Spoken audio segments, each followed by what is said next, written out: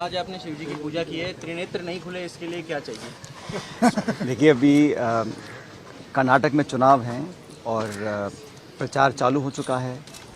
अब तक का जो फीडबैक आया है उसमें स्पष्ट है कि कांग्रेस पार्टी पूरे बहुमत के साथ वहाँ पर सरकार बनाएगी। और मुझे लगता है कि जो वर्तमान सरकार है कर्नाटक में भाजपा की, वो उसकी जनता में साख गिर चुकी है और अपने कारनामों से अपने कार्यकाल में जनता का विश्वास वो सरकार खो चुकी है। इसलिए प्रचंड बहुमत के साथ कांग्रेस पार्टी की सरकार वहाँ बनने जा रही है। और वहाँ सबसे बड़ा मुद्दा जो है करप्शन का है। वहाँ के मुख्यमंत्री, वहाँ की भाजपा सरकार पूरी तरह भ्रष्टाचार में लिप्त है, ये जनता मान चुकी है। और हमारा जो प्रचार भी रहा वो उस बात पर केंद्रित रहा कि हम करप्शन को ख़त्म करेंगे, एक स्वच्छ और एक पारदर्शी सरकार देंगे। उस प्रचार को जनता ने लगे हाथों स्वीकार किया है। इसलिए मैं पूरे विश्वास के साथ बोल सकता हूं कि कर्नाटक के अंदर हमारी पूर्ण बहुमत के साथ एक प्रचंड सरकार बनेगी और भाजपा का जो करप्शन रहा कर्नाटक में उसको पूरी तरह एक्सपोज करने के बाद हम लोग वहाँ का जनता का विश्वास हासिल करेंगे, ऐसा मेरा मानना है। साहब, 2 दिन पहले मुख्यमंत्री दिल्ली में गए, उन्होंने कहा कि कोई भी ऐसे बयान ना दे जिससे पार्टी को नुकसान हो। उसके नुकसान की भरपाई तो आलाकमान कर देगा, लेकिन पार्टी को नुकसान हो गया उसकी भरपाई कोई भी नहीं कर पाएगा। तो देखिए, जैसा मैंने कहा कि राहुल गांधी जी ने पार्लियामेंट के अंदर और पार्लियामेंट के बाहर एक ऐसा मुद्दा उठाया जिस पर वो हर चीज़ कुर्बान करने के लिए तैयार है। कल आपने देखा किस प्रकार से जल्दबाजी में उनकी सदस्यता को रद्द करने के बाद जिस फुर्ती से, जिस तेज़ी से, जिस द्वेषपूर्ण भावना से उनके खिलाफ कार्रवाई करी गई है। उनका मकान कल खाली करवा लिया गया। और जो ये कार्रवाई हुई है, ये राहुल जी ने जो मुद्दा उठाया है, चाहे वो अदानी जी को लेकर हो, चाहे वो मोदी जी को लेकर हो, चाहे वो कोई भी हो, भाजपा के शासन के अंदर जो भ्रष्टाचार हुआ और जो हो रहा है केंद्र में, उसके खिलाफ अपनी आवाज़ बुलंद करी। इसके चलते भाजपा उसको सहन नहीं कर पाई और उन्होंने उनके खिलाफ एक्शन लिया। और मैं समझता हूं कि हम सब लोग अगर भाजपा की करप्शन की बात करते हैं, या मैं राजस्थान में वसुंधरा जी की सरकार में जो करप्शन के मामले उठे जिसको हमने सामूहिक रूप से उठाया था, उन मुद्दों को उठाते हैं और कहते हैं कि उस पर कार्रवाई होनी चाहिए, मैं तो समझता हूँ ये पार्टी के हित की बात है। और मैंने अध्यक्ष रहते हुए और सम्माननीय गहलोत साहब जो समय महासचिव थे, हम सब ने कई बार ऑन रिकॉर्ड इन बातों को कहा है कि वसुंधरा जी की सरकार में भू माफिया, शराब माफिया, बजरी माफिया, खान माफिया, तरह तरह के माफिया पनपे थे। और आज अगर कोई कह दे कि कोर्ट कचहरी का बहाना लेकर उन वादों को पूरा नहीं करे, हमने मांग करी थी सीबीआई की जांच की। हम लोग गए ज्ञापन लेकर राष्ट्रपति जी के पास, राजस्थान के गवर्नर के पास, कि एक न्यायपूर्वक कार्रवाई हो, निष्पक्ष जांच हो, और अगर किसी ने गलती की है तो उसकी सज़ा मिलनी चाहिए अगर तथ्य सामने आते हैं जांच के बाद। तो मैंने ही मांग रखी थी कि एक जांच हो। और जब मैंने अनशन किया था, हमारी महात्मा गांधी की पार्टी है कांग्रेस पार्टी, यहाँ पर सच की बात रखना, करप्शन के खिलाफ आवाज़ उठाना, अन्याय के खिलाफ अपनी आवाज़ रखना, ये हमारे संस्कारों में है कांग्रेस पार्टी के, जो 125 साल पुरानी हमारी पार्टी है।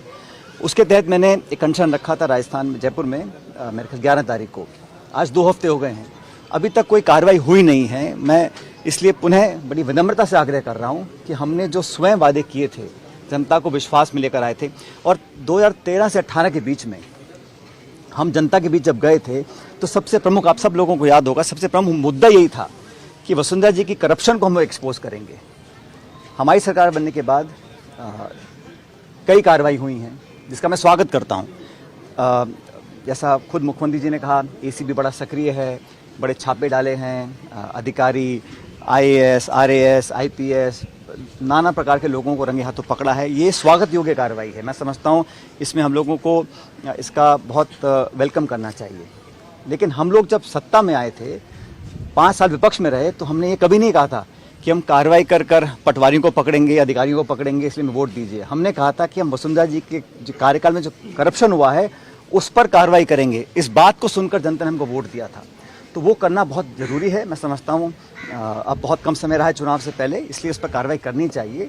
और मेरा ऐसा मानना है कि करप्शन के खिलाफ जब पूरी कांग्रेस पार्टी लामबंद है, और मैं खुद जब व्यक्तिगत रूप से प्रचार करता हूँ पूरे देश में, जहाँ जहाँ मुझे पार्टी बोल के प्रचार करने के लिए, चाहे वो उत्तराखंड हो, हिमाचल हो, यूपी हो, गुजरात हो, मध्य प्रदेश, पंजाब, जहाँ भी हम जाते हैं वहाँ पर भाजपा के करप्शन को एक्सपोज करने का काम करते हैं। तो राजस्थान में जब वसुंधरा जी के शासन में जो करप्शन हुआ, जिसको हम सब ने स्वीकार किया, उस पर अगर हम एक्शन नहीं लेंगे तो मैं समझता हूँ ये गलत होगा। इसलिए मैं चाहता हूँ कि इस पर एक्शन लिया जाए।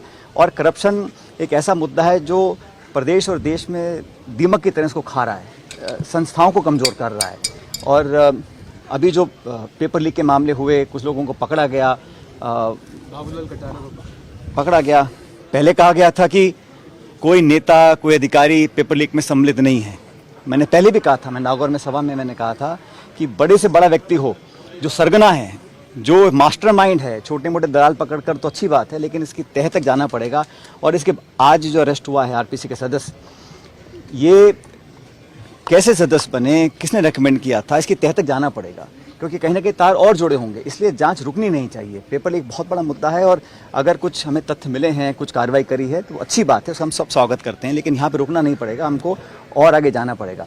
इसलिए हम हमेशा चाहते हैं कि हम जो कहें और जो करें उसमें फ़र्क नहीं आना चाहिए। इसलिए मैं भ्रष्टाचार के मुद्दे पर अपनी बात पर कायम हूँ। इस मुद्दे को आगे लेकर जाएंगे। और मैंने सुना भी कहीं स्टेटमेंट आया, मैंने अपने मुंह से कभी मिलीभगत शब्द का इस्तेमाल ही नहीं किया, तो फिर ये नींबू और दूध और पानी तमाम तरह की सफाई देने की ज़रूरत क्या है? हमने तो सिर्फ मुद्दा उठाया है। मुझे लगता है कि सरकार का संज्ञान लेगी। हालांकि 2 हफ्ते हो गए हैं। अभी मैं उम्मीद करता हूं कि कांग्रेस पार्टी और विशेष रूप से हमारी सरकार जो अशोक जी की नेतृत्व में बनी है, इस सरकार पे अब कम समय रहते कार्रवाई करने का समय आ चुका है। 2 सप्ताह में कार्रवाई नहीं हुई, उधर आपको तो अनशन से पहले ही एक तरीके से प्री नोटिस दे दिया गया। आपके जो अनशन था उसको एंटी पार्टी बता। मैंने भी वो स्टेटमेंट देखा था जो जारी हुआ था। मुझे थोड़ा आश्चर्य हुआ, क्योंकि मैं अनशन किस मुद्दे पर कर रहा था इसकी जानकारी सबको थी। भारतीय जनता पार्टी और वसुंधरा जी के कार्यकाल में हुए करप्शन के खिलाफ आवाज़ उठाना किसी भी दृष्टि से एंटी पार्टी नहीं हो सकता, ऐसा मैं मानता हूँ। और मैंने बड़े स्पष्ट शब्दों में कहा था कि मैं किसी व्यक्ति का जानबूझ के विरोध नहीं कर रहा हूँ, मैं लांछन नहीं लगा रहा हूँ, आरोप नहीं लगा रहा हूँ। सिर्फ भाजपा के कार्यकाल में हुए करप्शंस को मैं चाहता हूँ उसकी तहकीकात हो, ताकि जनता जब 6 महीने बाद हम वोट मांगने जाएंगे, लोगों को लगना चाहिए कि ये लोग जो बोलते हैं कर दिखाते हैं। लेकिन दुर्भाग्यवश अभी तक कार्रवाई हुई नहीं। मैंने अखबारों में पढ़ा, कुछ कहीं किसी ने कहा कि कोई PIL हो गई थी, डिसमिस हो गई थी, और मतलब लेकिन कोर्ट कचहरी के बहाने कर हम जांच सीबीआई को ना दें, मैं समझता हूँ ये सही नहीं है। इस पर कार्रवाई करनी चाहिए। पायलट साहब, भरत सिंह कुंदनपुर प्रमोद जैन भाई पे आरोप लगाते हैं, संयम लोढ़ा आरोप लगाते हैं, आपने आरोप लगाया तो उसको पार्टी। अरे भाई, वो तो आरोप लगा रहे हैं कांग्रेस सरकार के ऊपर, मैं तो आरोप लगा रहा हूँ बीजेपी सरकार के ऊपर। ये कैसे पार्टी का विरोध हो सकता है? और इस पार्टी के लिए तन मन धन से हम लोगों ने काम किया है। मैं तो किसी पद पे भी नहीं हूँ, लेकिन फिर भी मैंने, जब मुझे पार्टी ने कहा, तब दुगनी ताकत के साथ मैंने भाजपा का विरोध किया, कांग्रेस के लिए प्रचार किया। और जो जिम्मेदारी मुझे पार्टी ने दी है, आप सब इस बात के गवाह होंगे, मैंने पूरी तत्परता से, ईमानदारी से पार्टी के लिए प्रचार किया, काम किया। लेकिन जो मुद्दा करप्शन का है, जो भाजपा के शासन में हमने एक्सपोज किया था, उस पर अगर कार्रवाई नहीं होती तो कहीं ना कहीं लोगों के मन में एक संदेह पैदा होता है। उसे हमें खत्म करना पड़ेगा। आपके जो समर्थक हैं, कुछ विधायक हैं, वो ये कह रहे हैं कि पावरलेस है मंत्री, पावर शेयरिंग नहीं है सरकार में। ऐसे देखिए, ये हमारे जो प्रभारी रंधावा साहब बहुत संजीदा व्यक्ति हैं, बहुत सुलझे हुए व्यक्ति हैं, समझदार हैं, अनुभवी हैं। मैं समझता हूँ वो जब बाकी सब रिपोर्ट दे रहे हैं तो ये रिपोर्ट उनको बनानी चाहिए कि जो हमारे मंत्री महोदय हैं या विधायक हैं और सरकार के नुमाइंदों पर अगर नाना प्रकार के आरोप लगते हैं तो कहीं ना कहीं उससे मैं समझता हूँ पार्टी सरकार की छवि को शायद ठेस पहुँच सकती है। तो उसका भी संज्ञान लेकर खरगे साहब और दिल्ली ICC में बातों को पहुँचाना चाहिए, ताकि हम लोग कार्रवाई करें, सख्त कार्रवाई करें। और कोई कितना बड़ा व्यक्ति हो, किसी पद पर बैठा हो, किसी का चहेता हो, किसी का दुश्मन हो, लेकिन अगर कहीं जांच के बाद तथ्य पाए जाते हैं तो हमें कार्रवाई करने से परहेज नहीं करना पड़ेगा। क्योंकि जो शासक है, जो राज करने वाले लोग हैं, वो भेदभाव नहीं कर सकते हैं। निष्पक्षता से काम करना पड़ेगा और बिना अपना पराया समझकर हमें कानून अपना काम करता दिखना भी चाहिए। कर्नाटक में प्रचार के लिए जाएंगे। जो संगीन मामला है आत्महत्या का, उसमें कैबिनेट मंत्री डॉक्टर महेश जोशी की गिरफ्तारी की, उनके खिलाफ जांच की मांग उठ रही है। क्या आपको लगता है बेहद संगीन मामला है? देखिए, ये सुप्रीम कोर्ट ने पहले भी कहा है, जो डाइन डिक्लेरेशन होता है उसको वो एडमिसिबल होता है कोर्ट के अंदर। मुझे पता नहीं कल क्या समझौता हुआ, क्या कार्रवाई हुई, लेकिन जांच तो होनी चाहिए। और मैंने कहा, हर व्यक्ति का नैतिकता के पैमाने अलग अलग होते हैं। कौन इस्तीफ़ा देता है, नहीं देता, मुख्यमंत्री किसका इस्तीफ़ा लेते हैं, नहीं देते हैं, ये उन पर निर्भर करता है। लेकिन जांच तो होनी चाहिए। और क्योंकि मैंने कहा, डाइन डिक्लेरेशन में अगर नाम आता है तो बड़ा गंभीर मसला है। इस पर एक इन डेप्थ इंक्वायरी हो और सच तक हम पहुंचे। अगर कोई दोषी है सजा मिलनी चाहिए, चाहे कोई भी हो, कितना बड़े पद पे बैठा हो। खैरट साहब, आपके अनशन के बाद कई बार बातें आई कि कमलनाथ जी की सुलह कराएंगे, क्या सुलह की जरूरत क्या आ गई? क्या विवाद है? किस किस से मिले आप? कोई विवाद ही नहीं है तो सुलह की ज़रूरत कहाँ पड़ी है। मैंने तो एक मुद्दे को उठाया है जो मैं समझता हूँ बड़ा प्रासंगिक है, एक ज्वलंत मुद्दा भी है। और ये बात मैंने आज नहीं उठाई है, मैं 1.25 साल पहले चिट्ठी लिखकर कई बार अवगत करा चुका था। जब उस पर कुछ कार्रवाई नहीं हुई तभी मैंने अनशन करने का निर्णय लिया था। और मैंने हमेशा ही पार्टी के जो हित में है उस काम को करने को हमेशा प्राथमिकता दी है। और सरकार और संगठन को बड़ी मेहनत से अपने खून पसीने से हम लोगों ने सींचा है, तो हम चाहते हैं कि आने वाले समय में हमको कामयाबी मिले, उसके लिए कुछ काम करने ज़रूरी हैं। बाकी जो सरकार काम कर रही है बड़ा वेलकम है। जो महंगाई राहत के हम लोग कैंप लगा रहे हैं, वेलफेयर स्कीम्स लेकर आ रहे हैं, बजट घोषणा हो रही है, वो धरातल पर उतरें, जनता तक पहुँचें, उसका लाभ हमें मिलेगा, ये अच्छी बात है। लेकिन जो हमने वादे किए थे करप्शन के खिलाफ वसुंधरा जी के कार्यकाल में, नाना प्रकार के, मैं दोबारा दोहराना नहीं चाहता हूँ, सब जानते हो, उन पर जो अभी कार्रवाई नहीं हुई है, ये भी एक बहुत बड़ा मुद्दा है।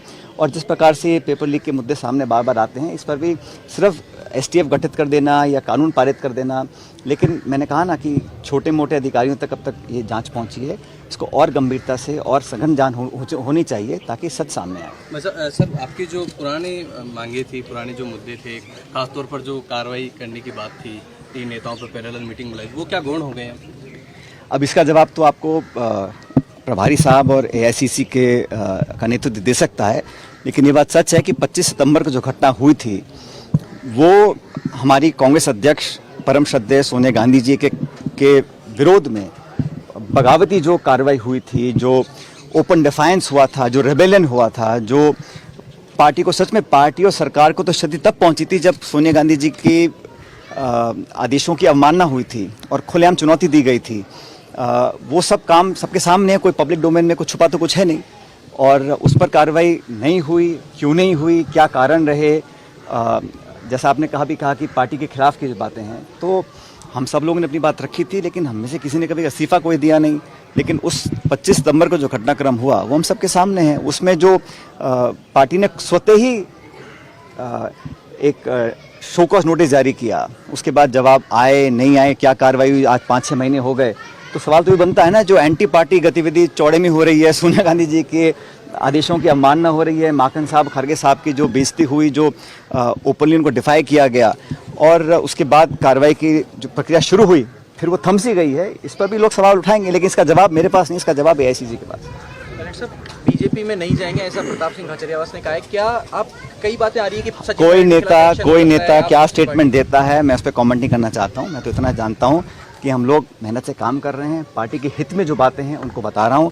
जब भी मैं दिल्ली जाता हूं तो नेतृत्व से बात होती है, और जैसा आपने खुद कहा कि वेणुगोपाल जी और कमलनाथ जी मेरी बात हुई थी, मैंने अपना पक्ष रखा, सच्चाई बताई, जो घटनाक्रम हुआ उसके बारे में बताया, बैकग्राउंड को बताया, तथ्यों से अवगत कराया, और भविष्य में हम लोग क्या चाहते हैं, किस दिशा में हमारी पार्टी को चलकर विजय मिल सकती है, इस बारे में विस्तृत मैंने जानकारी दी। डिफरेंसेस क्या क्या है, मेनली जो मुद्दे क्या क्या है जो अभी भी रिजोल्व नहीं हो पाए, क्योंकि जनता में बहुत सारी बातें, मतलब एक ही इशू है कि हमने जो कहा वो करके दिखाना चाहिए, क्योंकि हमारे जो विरोधी हैं, हमारे जो भाजपा के साथी हैं, विरोधी हमारे, जिनका मैंने कहा था हम धुआं निकालने की क्षमता रखते हैं, वो भाजपा के विरोधी कहीं भ्रम को ना फैला दें कि यहाँ कहीं कोई सांस-घाट की आशंका तो नहीं है। तो पब्लिक पे परसेप्शन बहुत महत्वपूर्ण होता है, तो वो परसेप्शन ना बने, इसलिए मैंने इस बात को रखा था। समय बहुत कम बचा है, अब हमें कार्रवाई करनी पड़ेगी। सर, कार्रवाई नहीं करते हैं तो फिर बात कर लेते हैं, फिर मिलेंगे